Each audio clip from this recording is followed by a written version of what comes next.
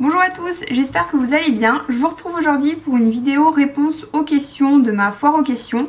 Donc si vous ne savez pas, j'ai fait une vidéo foire aux questions il y a une semaine et j'ai déjà eu pas mal de réponses, donc du coup je me suis dit que ce serait peut-être mieux d'y répondre déjà, quitte à faire une prochaine vidéo dans plusieurs mois, pour éviter d'avoir une vidéo trop longue. Donc ce que j'ai fait également, c'est que je vais diviser la vidéo en deux. Donc dans un premier temps je vais vous parler, je vais répondre à toutes les questions qui sont relatives au livre et à YouTube, et ensuite dans une autre vidéo je ferai les questions personnelles ou les questions existentielles que vous m'avez posées. Donc je vais commencer tout de suite par les questions qui sont relatives au livre et à YouTube. Alors Anaïs le millefeuille me demande qu'est-ce qui m'a donné envie de me lancer dans une chaîne YouTube. Ce qui m'a donné envie, c'est que un jour, vraiment par hasard, je suis tombée sur une vidéo de Claudia de lecture de livres et j'ai été totalement sous le choc. Enfin peut-être pas, mais en tout cas j'étais très heureuse de trouver cette vidéo parce que ça faisait des années que je lisais vraiment toute seule dans mon coin où j'avais personne à qui parler de mes lectures. Et je pensais que globalement la lecture c'était un truc qui intéressait pas grand monde. Et là quand j'ai vu que sur YouTube il y avait toute une communauté, enfin une petite communauté de booktubeurs, c'est-à-dire des gens qui font des vidéos comme ça, j'ai trouvé ça mais absolument trop génial. Et j'ai discuté un peu avec Claudia et à partir de là j'ai vraiment eu envie de faire ça. Et c'est vrai que j'adore la vidéo, j'adore faire du montage vidéo, je trouve que c'est quelque chose qui me plaît beaucoup.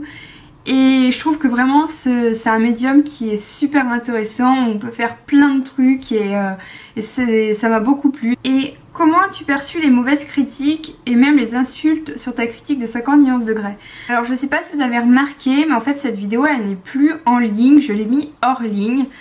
Donc pourquoi? Tout simplement parce que en ce moment je suis un peu disons que je suis dans une période très stressante de ma vie. Pour vous raconter un peu, vu que c'est une vidéo foire aux questions, je vais le faire pour une fois.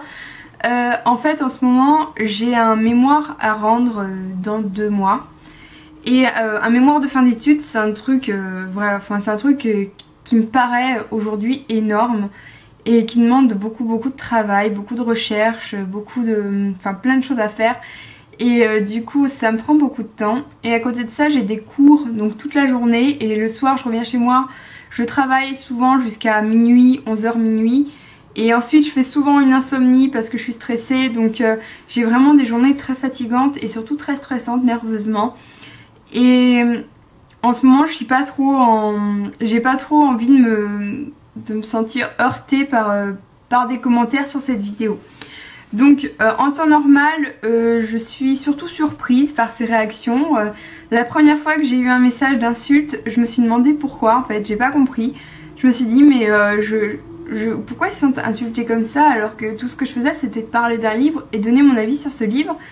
Et je comprenais pas pourquoi ils réagissaient ainsi. Alors je vous cache pas qu'il y a certains commentaires qui, c'est vrai, m'ont peut-être rendu un peu triste sur le coup. Parce que évidemment quand on fait des commentaires sur le physique ou voilà, c'est pas des trucs qui font plaisir, c'est des trucs surtout quand, moi j'ai pas beaucoup de confiance en moi. Et quand on me dit que je suis moche ou des trucs comme ça direct, ça fait jamais du bien. Même si on dit qu'on s'en fiche, ça rentre quand même par une oreille. Donc je vous cache pas que ça peut faire mal. Mais bon, j'en suis pas à pleurer dans mon lit le soir etc, ne vous inquiétez pas. Et globalement pour le reste, souvent je l'ai pris à la rigolade parce que je me suis rendu compte que quand ces gens parlaient de mon âge, de mes études, de ma sexualité ou de ma vie en général, ils disaient des choses qui sont tellement fausses et qui sont objectivement fausses. Et le fait qu'ils en parlent comme ça, je me suis dit que c'était vraiment hors de propos et qu'ils étaient vraiment à côté de la plaque. Mais voilà, comme je vous l'ai dit, maintenant je remettrai peut-être la vidéo en ligne ou pas, d'ailleurs je sais pas trop. Mais en tout cas là c'est pas le bon moment, mais peut-être plus tard, voilà. Alors Juju Bookin m'a demandé quels sont mes projets pour la chaîne. Alors mes projets pour la chaîne c'est déjà de continuer si possible à faire une vidéo toutes les semaines. Alors je sais pas si vous en êtes rendu compte, mais depuis le mois de janvier, depuis la nouvelle année, je mets au moins une vidéo par semaine, et souvent le jeudi soir ou le vendredi, suivant si YouTube est sympa avec moi ou pas. Et je compte vraiment essayer de tenir ça, de tenir une vidéo hebdomadaire parce que c'est très important, la régularité. Et je pense que rien que ça en soi c'est un projet parce que bon, je vous ai expliqué un peu pour mon emploi du temps et je pense que vous comprenez que c'est hyper dur. Donc généralement je réserve le jeudi soir pour faire la vidéo, la monter, la mettre en ligne, vu que sinon je ne peux pas malheureusement. Donc voilà, donc ça c'est mon principal projet. Après j'aimerais bien trouver d'autres idées de vidéos, donc continuer les dessinements à livre et faire d'autres choses un peu plus originales. Mais il faut trouver les idées, pour l'instant je les ai pas forcément. Je compte aussi faire des vidéos, une soirée dans la peau d'une booktubeuse, tout ça, ce genre de trucs, parce que je trouve que c'est sympa.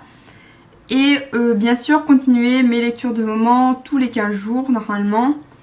Et voilà en gros, mais bon pour l'instant c'est assez limité parce que voilà je manque de temps. Donc je fais vraiment comme je peux, mais c'est vrai que c'est dur. Sarah me demande, as-tu lu la série Le Cercle Secret de L.J. Smith? Donc je l'ai pas lu, désolée. Écris-tu des romans ou des récits? Si oui, de quoi ça parle? Alors j'ai énormément écrit en fait.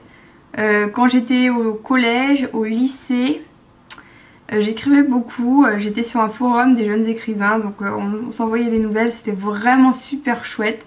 Il existe encore ce forum, moi j'y suis plus du tout dessus, j'ai plus trop envie, mais à l'époque c'était vraiment un excellent forum. Enfin je m'étais fait des super amis sur ce forum.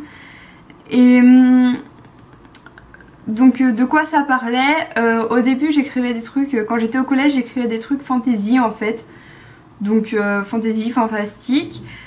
Au lycée j'écrivais des trucs plus différents, peut-être plutôt plus contemporains, pardon.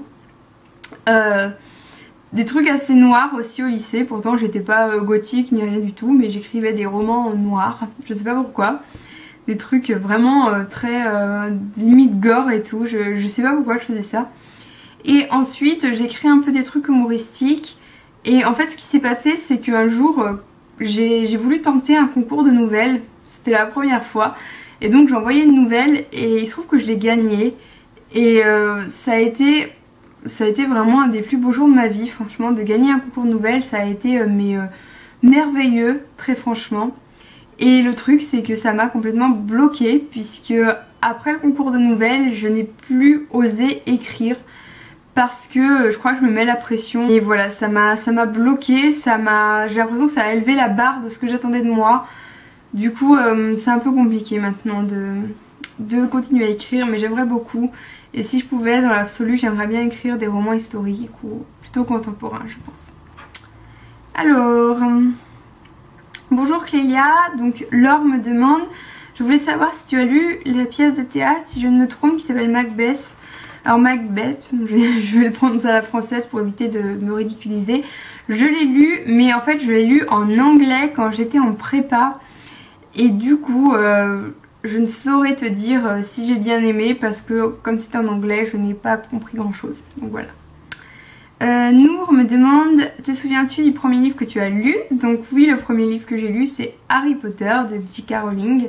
Donc c'était le premier tome et c'était quand j'entrais en 6ème et à partir de là j'ai lu mais énormément quoi. Ishiruki me demande, est-ce que tu as lu La Voix du couteau de Patrick Ness? Non, je l'ai pas lu. Et il ou elle me précise qu'il est assez étrange mais tellement génial. Donc voilà, je vous transmets son commentaire là-dessus, mais moi je ne l'ai pas lu. Cassandre me demande quel est le meilleur livre que tu aies eu à lire pour les cours et le pire. Le meilleur livre, je pense que c'est Belle Amie de Maupassant, que j'avais mais totalement adoré. Et sinon quand j'étais à Sciences Po, enfin quand j'étais en première année, j'ai dû lire Germinal de Zola. Et ça a été, mais j'ai adoré quoi, voilà, je sais que certaines personnes détestent Zola, voilà. Moi Germinal c'est un de mes romans préférés, j'ai totalement adoré, donc c'est vraiment une lecture qui m'a beaucoup marqué. Lis-tu un peu, beaucoup, pas du tout en VO, pas du tout parce que j'ai un très gros problème, notamment avec l'anglais et les autres langues parce que je suis très mauvaise, j'ai beaucoup de mal à apprendre une langue étrangère Et c'est un truc qui m'handicape beaucoup dans mes études, etc. Mais voilà, j'ai beaucoup de mal. J'ai vu dans un dernier haul que tu aimais beaucoup le théâtre de Racine. As-tu une pièce de lui à recommander en particulier? En fait, j'ai lu que Phèdre de Racine, je crois. Mais c'est vrai que un de mes projets est de lire tous les Racines. Mais bon, comme vous l'imaginez, c'est un projet peut-être un peu utopique. Bon, en tout cas, je peux te conseiller que Phèdre. Alors, je te mets un peu en garde parce que Racine, c'est très dur à lire. C'est un langage particulier, c'est du théâtre. Si on n'a pas l'habitude, c'est très dur de se mettre dedans. Mais une fois qu'on y arrive, une fois qu'on est dedans, c'est un théâtre qui est d'une extrême beauté. Vraiment. Une souris des livres me dit qu'elle a noté un des livres dont je parlais sur un papier mais qu'elle l'a perdu. Et ce livre est un coup de cœur. Donc ce livre, je pense que c'est Le Grand Cœur de Jean-Christophe Ruffin. Parce que c'est un livre que je conseille un peu à tout le monde. Donc je pense que c'est celui-là dont j'ai dû parler sur un commentaire, je sais pas. En tout cas, voilà. Et vu que ta question d'après, c'est pour te donner le titre d'un livre que tu me conseilles vraiment. Donc le livre que je te conseille vraiment et que je conseille à tout le monde, c'est Le Grand Cœur de Jean-Christophe Ruffin. Donc c'est un roman historique sur Jacques Coeur. C'est un roman très accessible et d'une extrême finesse et d'une extrême beauté. Moi je l'ai offert à un ami et il l'a lu en une semaine et il a totalement adoré. Et tous les gens à qui je le donne, ils sont totalement dingues. Donc je ne peux vraiment que vous conseiller Le Grand Cœur de Jean-Christophe Ruffin. S'il y aurait qu'un livre à vous conseiller, ce serait celui-là, sans aucun doute. Pour les adaptations cinématographiques, lis-tu le livre avant ou après? J'essaye de lire le livre avant, même si je ne peux pas toujours le faire. Donc par exemple pour Game of Thrones, j'ai regardé la série avant et je m'en veux beaucoup. Et es-tu comme moi souvent déçue par les adaptations? Oui, je suis souvent extrêmement déçue par les adaptations parce que soit je m'ennuie, soit je ressens pas les mêmes choses que j'ai ressenties en lisant le livre. Donc je suis globalement déçue. Quel est le livre dont tu voudrais être une des héroïnes? Harry Potter, sans aucun doute. Et si possible une élève à Poudlard, hein, bien sûr. Arek me demande quel est mon avis en ce qui concerne les liseuses électroniques. Les liseuses électroniques, disons que la Kobo Glow me fait de l'œil. J'aimerais beaucoup la voir ou en tout cas l'essayer. Mais je peux pas mettre l'argent dedans, c'est trop cher pour moi pour l'instant. Et je suis quand même assez attachée aux livres papier, donc je sais pas si ce serait un très bon investissement. Je sais pas si je le rentabiliserai en fait, du coup j'aimerais bien essayer juste pour voir, mais voilà, j'ai pas vraiment d'avis là-dessus. Thé Caramel me demande si j'ai lu Homestuck, donc non. Salma me demande si j'ai lu les Chroniques de Narnia de Lewis, donc non, je ne les ai pas lues non plus. Et voilà, donc je pense que j'ai répondu à toutes vos questions, j'en ai peut-être oublié, mais bon, c'est pas grave, je répondrai plus tard parce que là ça va être un peu long. Donc je vous dis à très bientôt pour les questions personnelles et les questions un peu bizarres que vous m'avez posées. En attendant, si vous avez d'autres questions, posez-les, au pire je vous répondrai par commentaire. Et j'espère avoir répondu à toutes vos questions. Je vous remercie beaucoup pour vos participations, c'était vraiment sympa. Et je vous dis à très bientôt, salut!